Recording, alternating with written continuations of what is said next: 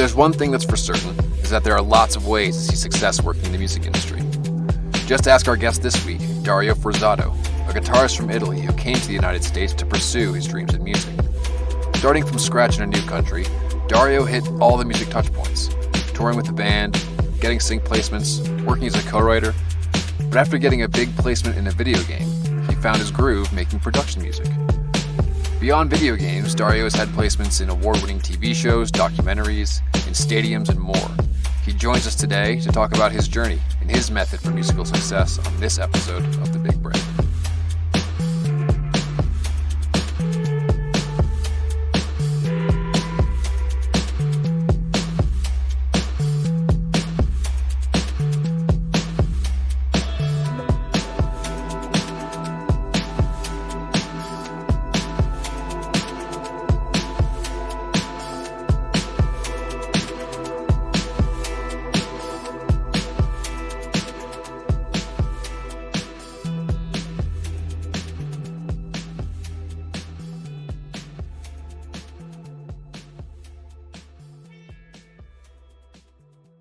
So I'm from Milan, Italy, and that is where I grew up till I was about 25.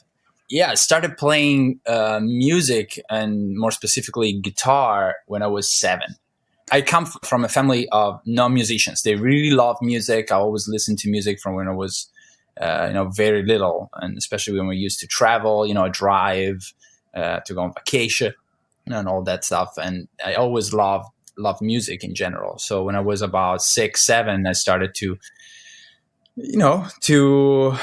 get drawn to music more and more. And basically one day I said, I want to start playing guitar.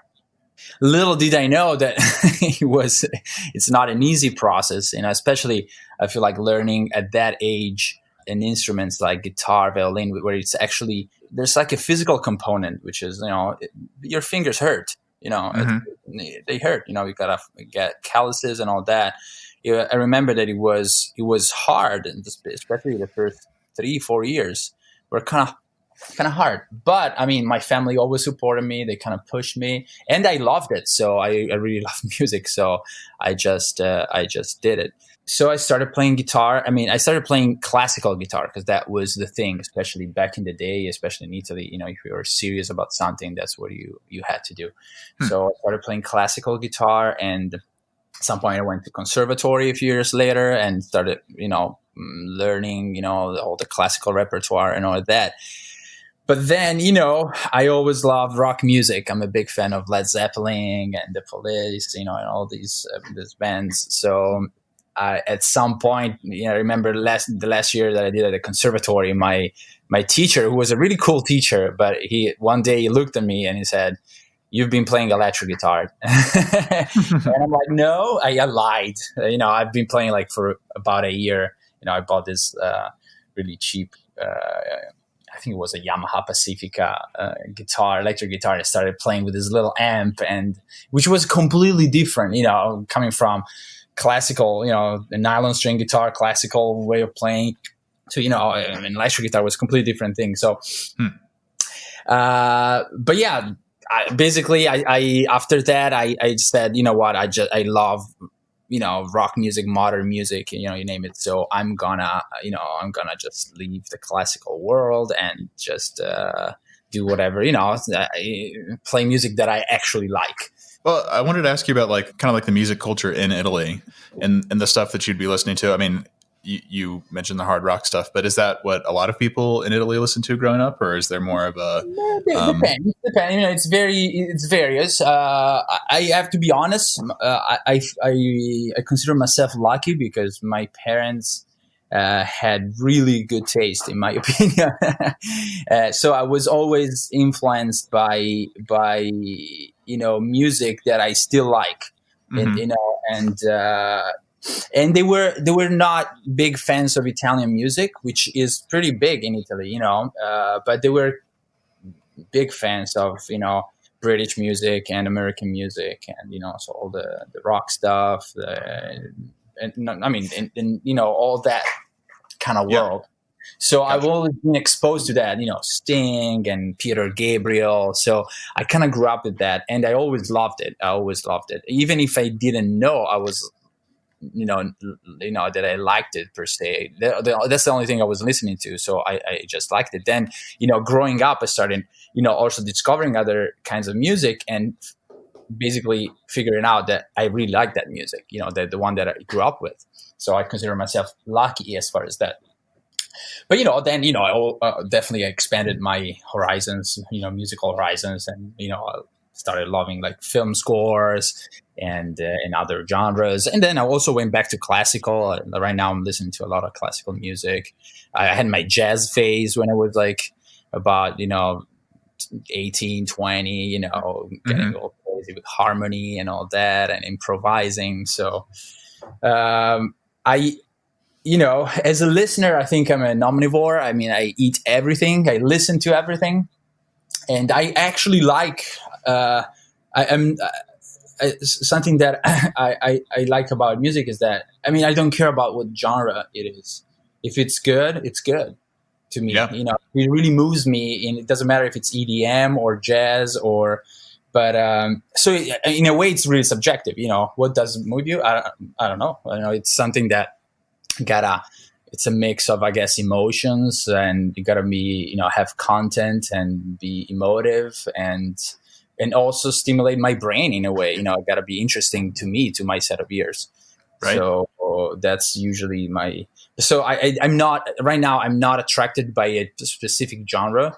I'm doing a lot of, I'm a composer right now, so I do a lot of film and TV and visual media in general. So I'm attracted to that music, which I always liked. I didn't grow up with that per se necessarily, but it's something that I felt like I was always drawn to. Even when I was younger and I was playing guitar, I remember that I would just sit there and, play on the instrument and improvise. I didn't even know that I was improvising. It was just, noodling around with my guitar and playing. And, and I remember those moments, and those were just the beginning of this, I think, artistic sensibility that then kind of developed and grew into writing for film and television, which it's a certain way of writing, which is different from writing, concert music, if we're talking about classical music, or, writing for bands and all that, which I've done. But, at some point I kind of looked at myself and say, what am I, what do I really like, and what do I want to do? So, yeah, that's what I'm doing right now. So basically, after I played guitar for many years. I performed. When I was about 18, I started performing and touring professionally, and I did that in Italy for a few years. And then at some point, I decided to move to Los Angeles, where I am still right now, and just because to find new things to do and new challenges, and also because I knew that Los Angeles is the town, city of entertainment. So there's a lot of that aspect, which I was not pursuing per se right away, but I knew that at some point I would have liked to do. I didn't know at the time how long I would have, stayed in Los Angeles, just because, coming from Europe, from Italy, is like, okay, I'm going to try and see how it works out, and then we'll figure it out, whatever I'm going to do. Yeah. Was that a difficult decision to make, to move to the US from Italy? Well, I was young, so whenever you're young, you have nothing to lose, and it was easy, definitely easier than making the same decision now that I'm older, and there's more things going on in life. It was difficult because of my family. My dad was sick at the time, so it was not easy to say, what, I'm just gonna go the other side of the world and see what happens. But I figured that if I didn't do it at that time, it would become more and more difficult to do it. So it was like, okay, let's give it a try and see how it goes. I could be back in 6 months, or I could stay there. I really don't know. I just took it like day by day.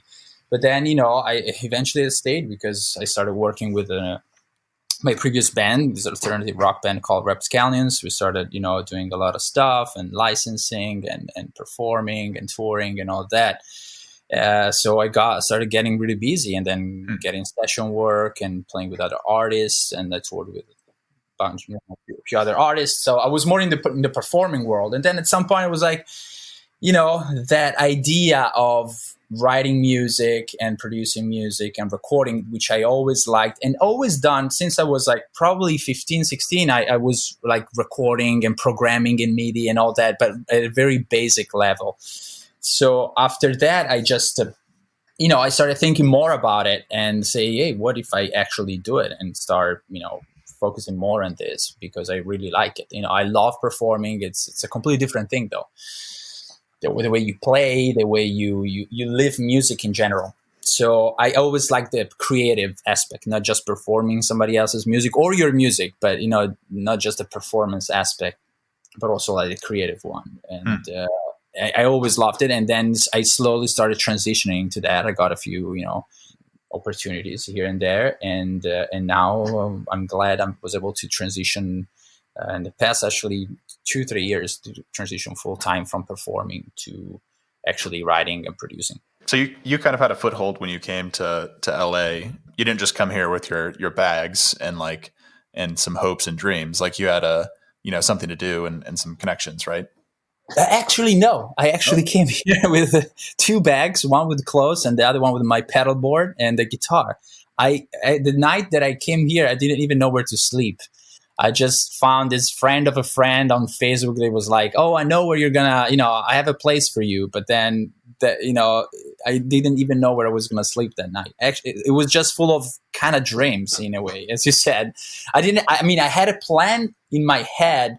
Mm-hmm. I started looking for stuff and opportunities the day after I landed. I knew that I didn't have much time, and I had limited time to make my dreams happen. And I was going to MI also, Musicians Institute here in Hollywood, to get connections, to also to learn, because it's a great school. But yeah, I actually didn't know anybody. I had to build my whole. That was probably the hard part. Like in Italy, I had my clients. I knew agencies, I knew bands, I knew musicians. I had my an environment that was sort of safe in a way. I already had something I could build from there. But at that point, I decided to start from scratch in a different world. But it was a world that I didn't know anything about. Also because it's a different culture, different everything. But it's also a completely different way of playing, of music. The music business is completely different. And so I had to learn all that. But I'm glad I did, because actually the way music is done here is the way I like it, So I'm glad. It took a while to start from scratch, I had to basically scratch 7, 8 years of work, that I built overseas, in Italy, and then start from scratch here. That was the hard part. But I'm glad I'm done with that. And that's what you got to do, Yeah. Whenever you make such a drastic decision, that's what you got to do. Yeah, that's pretty amazing. What kind of tactics were you using to meet people and rebuild from scratch? Well, the first thing that I did was Craigslist. That was the first thing, because I didn't know. I had to start from something. So I started to look for, artists and musicians that, needed, my services. Or, I met my band over Craigslist. They were looking for a guitar player, and I heard material. It was amazing. It was like a mix of the Chili Peppers and Foo Fighters and all the bands that I loved. So I auditioned for them and started playing with them, and then I became a songwriter for them, and besides being a performer, so we started writing, and we got a lot of opportunities. We licensed our music to a few video games. The first one was Rocksmith by Ubisoft, and which sold over 6 million copies, I think, worldwide over the years. And our song was in the video game. I was actually hired to be in I did all the video tutorials for the video game, and that's how I was able to kind of get our one of our songs licensed to the video game. So getting all these opportunities, and I just got them starting. I can say I started from the lowest,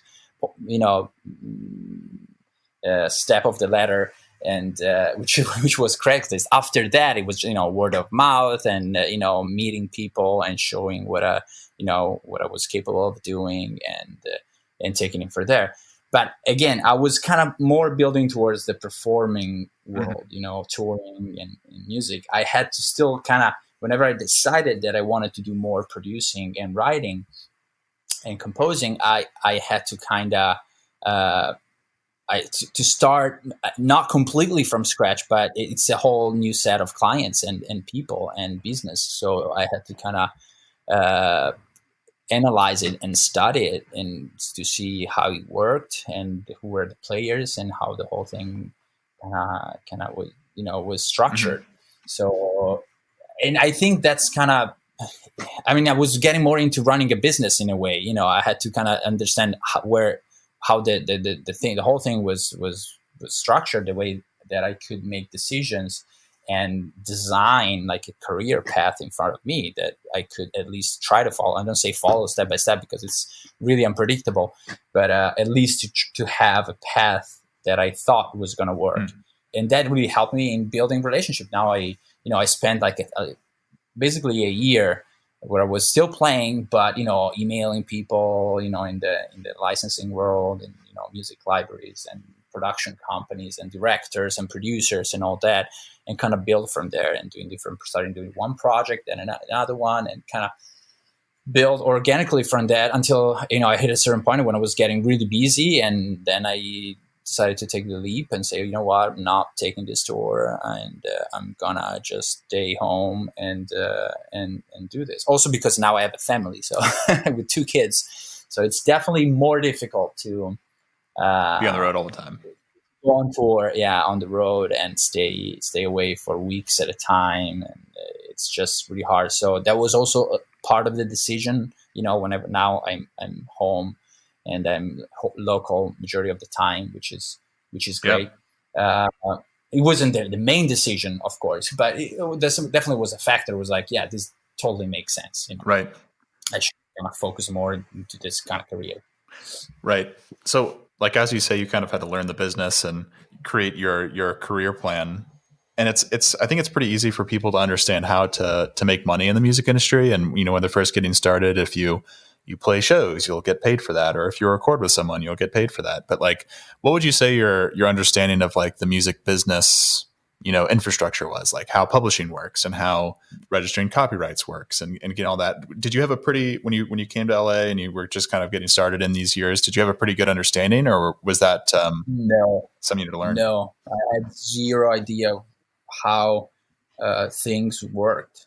Because in Italy, where I was coming from, it's kind of different.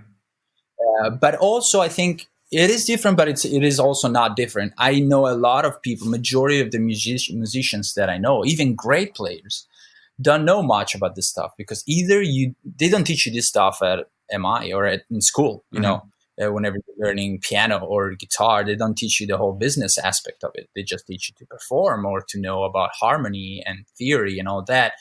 But they don't prepare you to be in the world and understand how to capitalize on opportunities and all that. That's more of a music business kind of curriculum, I guess. Whoever does, studies publishing and all that knows that part. But I think that nowadays musicians need to know that, how to, because it's, as you said, it's easy to say, you know what, I play guitar, you call me for a session to record or to perform your show or on tour for 2 months, whatever, I get paid X amount of money and that's it. It's a simple transaction. But nowadays that world is generating not nearly as much money as 10, 20, 30, 40, 50 years ago. A lot of musicians are actually transitioning from the performing side, which there's still like a lot of people performing. There's still a lot of opportunities there. But I feel right now that it's the golden era of visual media, which they need music for anything from simple stuff like Facebook videos and, Instagram stuff like social media to, the TED Ed video to, the big shows. And there's like video games and commercials. Like there's a need for music that's that is unprecedented. Right. There, so a lot of musicians now, it's not just about, performing at a wedding or performing, at a show, at a bar, which was what majority of musicians were doing up to a certain point. Also because, it was difficult to record music 30 years ago, 40. You needed a studio, you needed to invest a lot of money, in equipment and all that. It was just something that very few people could do. Mm-hmm. Besides the talent, you needed to be, to have that. Now it's, with a laptop, you can create amazing music. Right. And also, it's now at least a side income that musicians need to be aware of in order to survive and to be doing their thing, which could still be performing. But there's also this aspect that you need to know, and you need to understand, though, the whole business aspect of it. I didn't know anything when I moved here. Even when I signed my first contracts, I didn't know anything. And then, I'm a curious person in general, so I'm always trying to not just to passively get things, but I wanna understand how they work. So when the first licensing deal came in, I started to read all the things and ask questions to whoever I could ask, and kind of study the thing.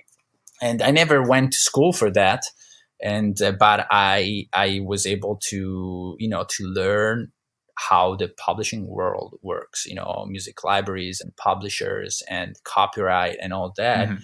And then ask people, ask friends, read on the internet, read books.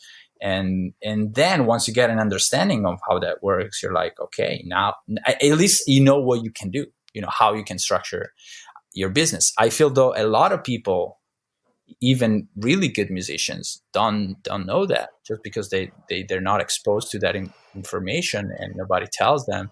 And then a lot of times they get, I don't want to say they get, screwed, sorry, but they don't know what they should ask and should deal with something. Right. So I think it's important for everybody to, knowledge is key in general, in life, in any business. And I think musicians should stop being naive. There's a way, musicians has always been like, musicians and artists, I don't think about money. I don't think about, it's not a business, it's my art, which is, it's still that. But I think the more and more we go into this era of licensing and music and syncing with visuals and all that, even if you're an artist and you're not a composer that actually does that, but your music is going to end up, if it's good music, somewhere in a commercial, in a video game. So you kind of need to know at least the basics of it. I highly recommend it. And that really helped me. Whenever I started knowing that stuff, I felt stronger because I knew what to do and how to capitalize my music. Right. No, I think you're right on that. Everyone needs to have that knowledge, or at least the curiosity to find it. And it's definitely shifting that way, I think. A lot more people are independent and figuring out things from the get-go, and they know that they need to figure out what publishing and how to get that together, how they get their sync money and this and that. And it's not necessarily, the dirty business. Like, you don't have to worry about the business. Like, you need to focus on the art and the creativity. But I think a lot more people understand that these days. Yeah, I actually find it. I personally, but that's a personal thing. I don't think I'm a business-driven person, but I find it fun in a way that it's not just writing music. If I had to just write music, which I do write a lot of and produce a lot of music. I worked on so many projects but it's good to have like a little break and thinking about the business aspect of it. It's still a creative one because you need to use your brain and create and come up with ideas and plans and all that, but kind of triggers a different part of your brain, which is not just the writing aspect. So I find it interesting and nice to have also that aspect that is not just writing music, As a growing artist or songwriter, keeping royalties coming in is important for keeping the bills paid. It's also important to keep an eye on those royalty payments. A lot of people we worked with here at Royalty Exchange were having a tough time making sense of the royalties they were getting paid. So we built a free tool called Know Your Worth that automatically analyzes every royalty payment made on your music. It breaks it all down in an easy-to-understand analysis with some insights that would be impossible to find elsewhere. Plus, it connects you with the thousands of investors on Royalty Exchange and allows them to make you offers on your music. So far, musicians have raised over $1 million for new projects, new ventures, and a whole lot of other things just through the Know Your Worth app. If you're earning royalties, you should be keeping track of them, and Know Your Worth makes it easy. It only takes about 3 minutes to connect an account, and the tool will automatically update over time. Just visit worth.royaltyexchange.com or find the link in the show notes to get started. Now, let's get back to the interview.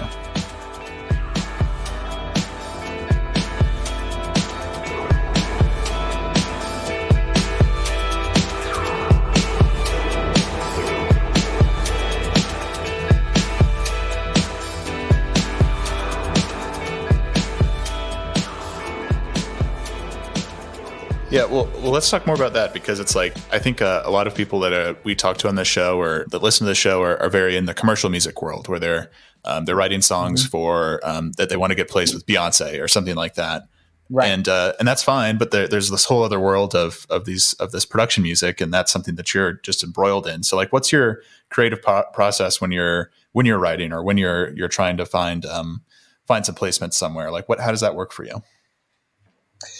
I mean, so it's, in a way, it's completely different than writing music for for an artist, for example, that you got to pitch and to the artist or to the label or to the manager or to whoever. But in some ways, it's similar. So it really depends. It depends on the projects. There are custom projects that I get hired to write the music for a certain show or for a main title of a show. Or write the theme for that, or write the music for that documentary, and that has a certain kind of it's a certain process. And then there's also the aspect of writing music, not tied to any visuals, like write music for myself, and or for a project, for an album, and then pitch that album to clients. That could be a library or / publisher that buys it and then pitches to their clients, or I keep it for my publishing company, for my for my catalog, and I pitch it to opportunities. Could be commercials, could be video games, and the writing process is slightly different, if that's your question. As far whenever it's custom music, you write music that gotta be right for a certain purpose, which is, if it's a TV show, you gotta write music for certain scenes, and you gotta basically underline what's on the screen, or not underline, help the story on screen. If it's a documentary, if it's a TV show, if it's a film, there's different video game. They're all kind of different, but the basic purpose is not just writing music. It's writing music that serves visuals. So that serves a story, which is the most important part. Mm-hmm. So the whole producing and writing aspect is in that direction. Whenever I'm writing something that it's not on picture, it's got to be, I always kind of write with having in mind something like some visuals, a place where it can be licensed, a place that it can be placed. So I always have that in mind, but it's a different process, because you're trying to write something that stands alone in a different way. And while when you're writing for picture, it could be that, but it could also be just something that really serves the visuals. And sometimes it's very simple stuff or very moody stuff that maybe if you just listen by themselves, they're not as interesting as just listening to a song or a piece of music that's more complicated. Interesting. That said, it's a different process, and it can get really complicated and it's a collaboration. That's the other aspect. Whenever you write for a TV show, for a documentary, there's usually a producer, a director, a showrunner. So it's a collaborative process, and there's other people that music need to to please. And it has to be approved by a lot of people. Sometimes there's really a lot of people. When you write for networks like Fox or CBS, and you're writing like music for a promo or for for a main title, it has to be approved by so many people. That's why you got to be flexible, and you got to be open to feedback, and deliver, high quality all the time. Otherwise, it's going to be hard. But I really like that aspect. The beginning is not easy to get feedback. When you're beginning your career, whenever they kind of critique your music, it's like they're saying something about your babies. Oh my God, you get really protected. But then I found that 90% of the times, whatever other creative, because all these people, majority of the time, they are creative people. So they're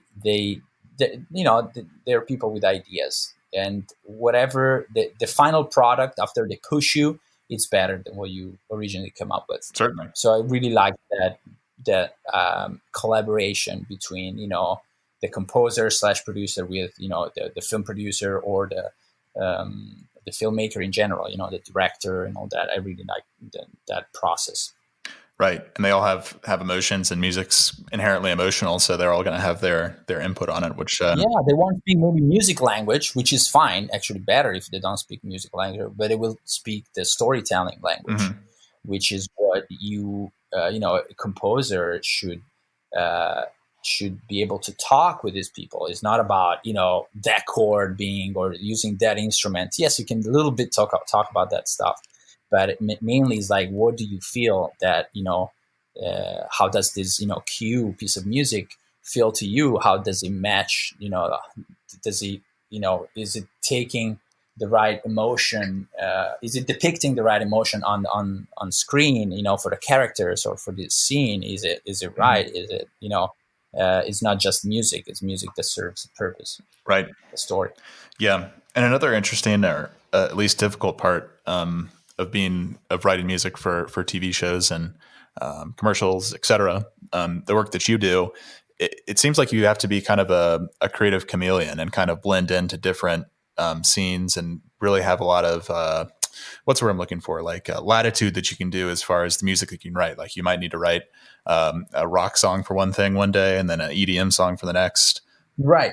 You can't just stay in your comfort zone, right? That really being very versatile helps, especially I'd say at the beginning, when you want to kind of take everything. Then at some point, there are some things that you do better than others, just because that's how it's the music that you grew up with, or that you really love, or that you really studied. If you ask me to write 5 jazz songs, I'll do it, because I've done jazz, and I hired the musicians, that are good. But if you ask me to write 3 albums of jazz music, I'm gonna get stuck at some point, because it's not my bread and butter. It is not my thing completely. So it's important to be versatile and do a lot of things, but then at some point you got to be honest with yourself and say, okay, I can do this, I can do that. But that's when you becoming, is if you have artistic sensibility and you fine tune that, you can always hire people to help you. And that's what a producer, music producer also does. You know what's sounding good, but then you also need, if you're going back to the jazz example, you're going to hire the right musicians that that are going to deliver that kind of sound. And you as a producer, you kind of find, and the composer too. I mean, you make them play the way you want them, and then you deliver. But there are some genres that I feel like you should be specialized in. Not should be, but you're naturally gonna be better at. Right. It's just because that's what you are, and that's also part of the artistic process. Like I can do a lot of stuff. I've done like so many, especially in the production music world. So many genres.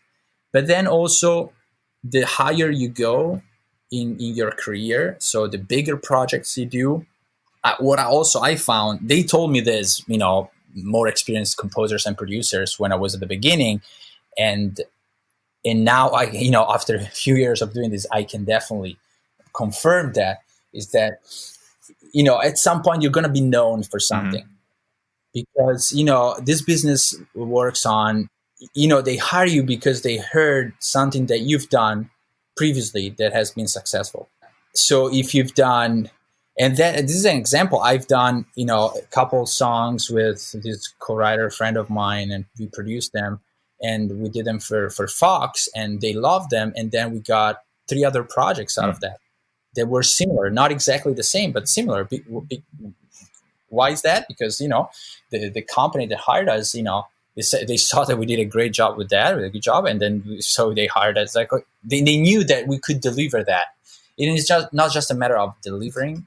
It's also delivering in short amount of time, because all these things, you don't have a year to write a song. You don't have not even 2 weeks to write a song. Sometimes you have like 12 hours, and you got to write it, produce it. I'm talking about like promos or stuff like that, not a complete song, of course. I'm talking like 30 seconds maybe.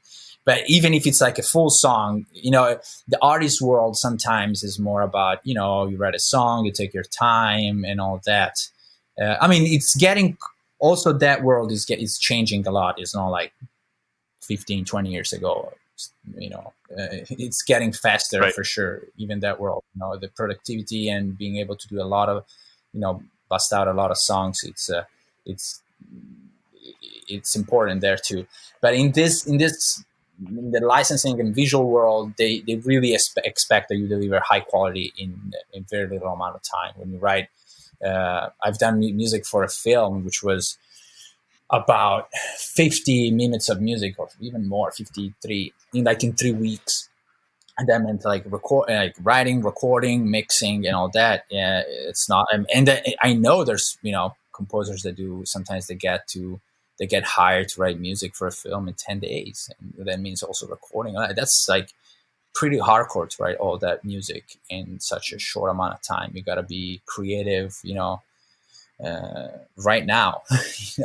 That's why you need to be experienced. Experience helps a lot, and having a team helps a lot, and being able to deliver whatever it takes. It's kind of mandatory for this business. But we like it. I like it a lot. I think it's. I'd rather have a deadline and do it rather than being I can do it tomorrow. Whenever I have loose deadlines, it's harder for me, just because I'm gonna postpone it and second guess my decisions way more, and then not get it done. That's me. But I don't know a lot of people that act like me. So right, gotcha. What would you say is the first placement that you got that was like, wow, this is really working? Like, this is I've hit something here. So the first placement that I got, like a lot of people that I know of, the first placement usually is like bigger than what you get afterwards. It's like almost a luck thing, because at the beginning you're not, you just have your art and talent to support you, but you don't have maybe as we said, the whole music business side of things. And maybe somebody discovers your music and you land a big placements. I know a lot of people that their first placements were commercials where they paid like a lot of money or these or that, and then after that they got kind of not stuck, but like, oh, the business is not like that. You write 30 seconds of music and get if you tens of thousands of dollars. No, it's that's it could happen, but there's also like a different aspect to it.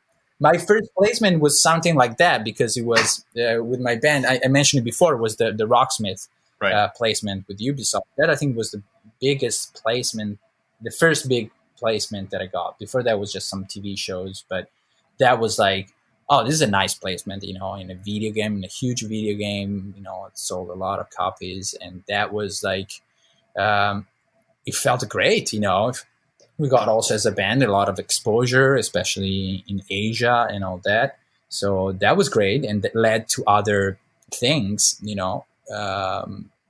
especially for our band. I didn't know, not knowing much about the music side of things. Now that I look back, I could have, handled it differently, certain things. Just because, if going back to what we said before, knowledge is important. So if you know things, you can act in a certain way rather than other ways. You can capitalize on things in a better way. So that's the only, but that's part of the learning process. Unless you learn this during, in school, which usually you don't, then you gotta learn it, in the field, and figure it out. And then I figure it out. Hopefully I figure it out. And now if I get the same kind of placement, I would definitely capitalize later in a different way. Right. Yeah. I mean, you can't expect to be 100%, all the time as far as knowledge. Yeah. Yeah. It's a learning curve, like anything, knowing I think, one thing is to, being able to play an instrument or write songs or, do it. It's like the art part of it. You could be like a great writer, a great, guitar player, a great pianist, a great whatever. And these schools really teach you, they can teach you how to be a great performer. But then if you want to become a professional, that's a different thing. Some people naturally transition to that and are able to start working right away. If you're super talented, usually that really helps in starting working right away. But even when you're super talented, you kind of need to know the business aspect of things, because that's the only way you can really, again, capitalize on things. You can have the same opportunity and have, capitalize it at 70%, 80%, or 100%, a little more, because just, those little 3 things more, how to, pitch things and, keep in touch with some people, pitch them other things and kind of take it from there. That at the beginning, I know some people that are kind of natural at that. And usually those are, they're able to get opportunities, but not everybody. I wasn't a natural as far as that. I'm not a person that's really, I had to learn how to be good at certain things. It wasn't, I was more on the artistic kind of side. Like, I write music, I play music, if you like what I do, hire me. Otherwise, move on. That was kind of the approach, which many people have, because it's just the nature of sort of being an artist, in a way. We always think of artists that way and we act that way. But the more we go into, now the more we live in the 70s, the more you have also to have your business in place and know those things. What are some things that you would have done differently back in, around that first placement that you got with the Ubisoft video game? Or little things like keeping in touch in a better way with the production of the video game, and maybe pitch them other ideas and work probably more towards that right away. But I got that placement, it was great, and but I was still focusing on performing and playing with my band and touring and all that, and kind of get that working. And we got other placement with other video games, Song Arc, some mobile video games and all that. And then we, one of our songs ended up in, being played by a bunch of NFL and NHL and NBA teams during their games. Also the Denver Broncos, by the way.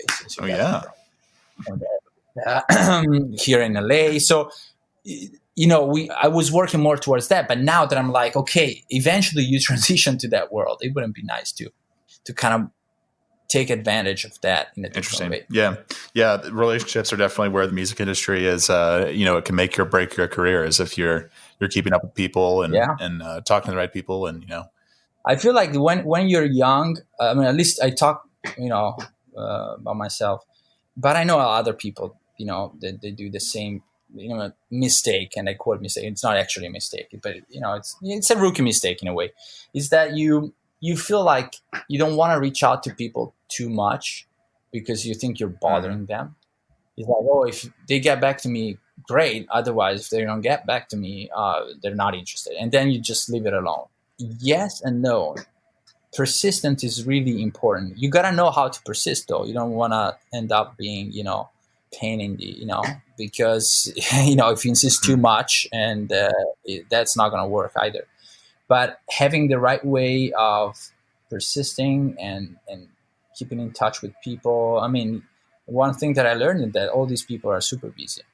Now that I'm super busy too, sometimes people reach out to me, and I always try to respond right away and give feedback and all that. But sometimes, for some reason, I cannot do it, and I don't do it because, and then I forget because I got so many things to do, and then I'm like a month later, sometimes like, oh, damn, I didn't respond to that guy or to that girl, about that or this, just because the list of priority, it just might the head of people, the way it works is just it can be filled as much, but then at some point you gotta miss something, and it's not because I didn't want to, and so I understood that sometimes a friendly reminder, a follow-up 2-3 weeks later or something, or just don't take that personally, and just next thing you have something, just write back, and always kind of be cool, make sure people know what you're doing, and be persistent in a very gentle way. Eventually that's going to pay off. And then when I started learning about that and I started using those techniques,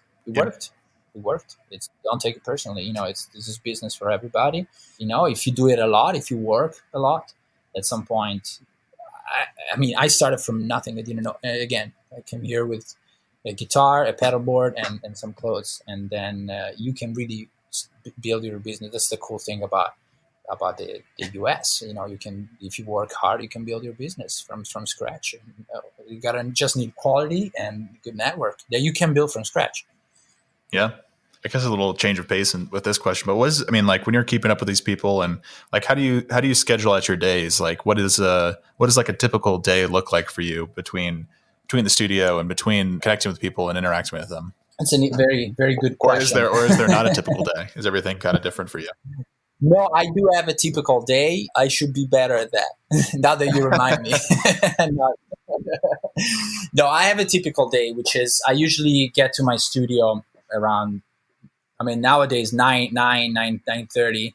I gotta drop off my kids to school and my wife and all that. So I usually start my day, my work day around 9, and then work till, it really depends on on what I'm doing. Usually till 5, 6. Then maybe I'll pick up some work at night, some email work, that. But I try. I really like mornings.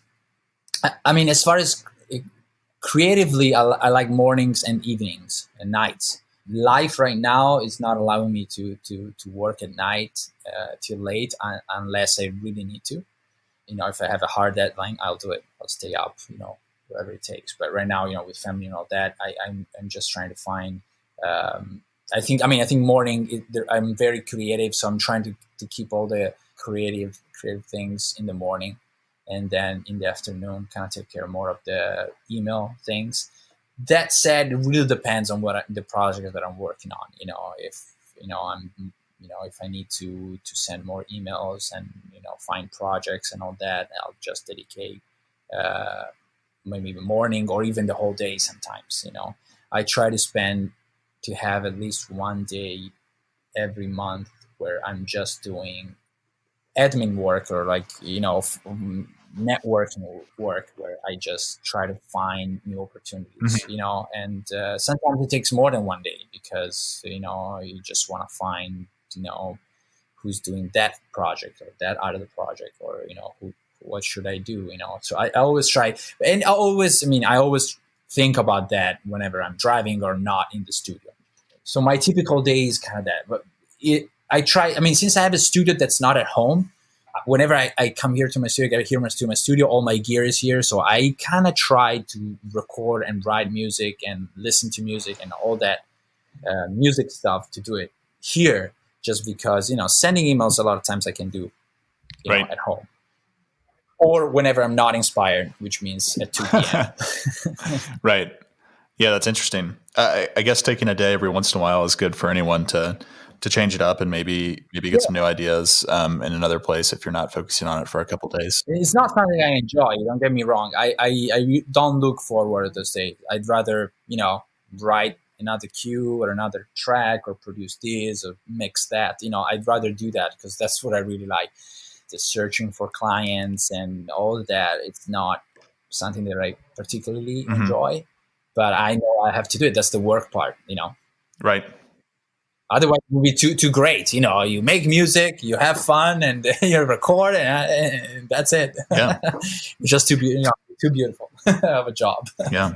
Well, I mean, it sounds like you've made, quite a career for yourself of doing something that you love. And even if you have to take a couple days once a month to do the admin work and get your taxes paid and all that stuff, it's it's probably worth it. I don't know. It doesn't sound too bad.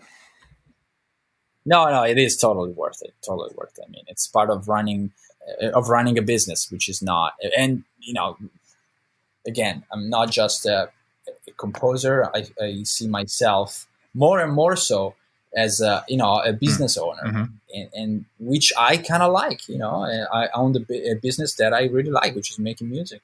So part of it is also finding clients, finding opportunities. Go to screenings, make some research and find new talents to collaborate with, all that. So it's really fun. That's great. What do you have coming up in the future? And any new projects or anything? Yeah, I mean, I'm finally trying. I've been putting off this side project for a while. So in the next couple of weeks, I'm gonna release this little EP of this project called Aerial Circles that I started in 2012. And going back to the idea of not having hard deadlines, it's 2019. I'm putting out that music. Don't get me wrong, that music has been placed in a lot of stuff, but it's never been released officially, like on Spotify or released as an EP, an album. So my idea now is to release that music, starting, it's 9 compositions because they're instrumental, and 9 compositions that I'm releasing under 3 EPs. So now I want to release the first EP, and then I'm gonna release the second one. God knows when. Hopefully in the next 3-4 months. That's the idea. The problem is that passion projects are hard because you get busy with other things that pay the bills, which are also fun to do a majority of the times. And so those things get pushed and pushed and pushed. And definitely that's something I want to get better at, make sure my passion projects come out and, I don't procrastinate them too much. But yeah, that's something that I'm going to release this EP in the next probably 3 weeks. And 2-3 weeks. You see, I haven't committed yet to a day. Yeah, I'm there. I should, but I'm like, okay, I got to do this, I got to do that, and it takes some, a little time to set it up. And sometimes I get, too busy with other things. But yeah, that is coming out. And then what else? What else am I doing?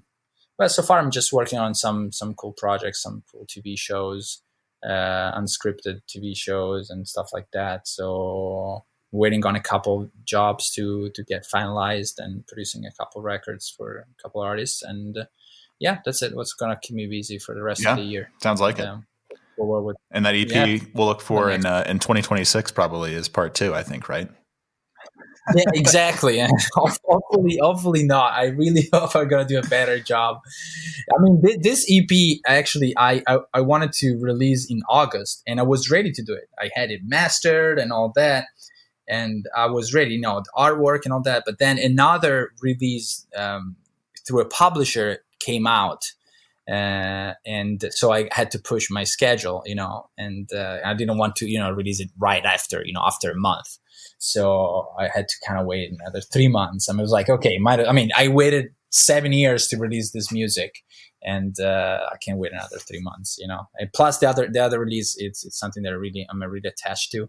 It's an album called Across All States. That's also on Spotify and all streaming platforms. So it's an album that I really like. It's kind of different from what I'm releasing now. But and also my music kind of changed, from 2012 to now.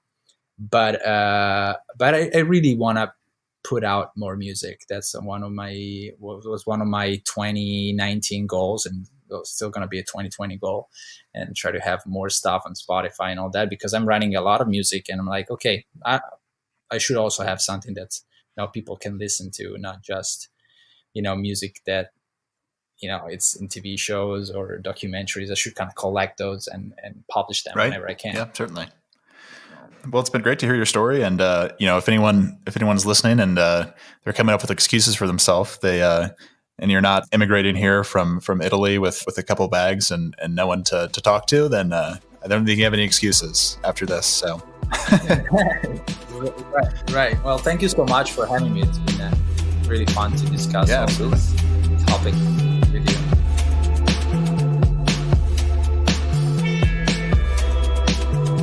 Thanks for joining us. You can learn more about Dario and the projects he's working on by following him on Instagram and checking out his website linked in the show notes. If you know someone who can benefit from hearing Dario's story, share this episode with them, and be sure to subscribe in your podcast feed. We'll see you next week with a brand new episode. Until then, take care.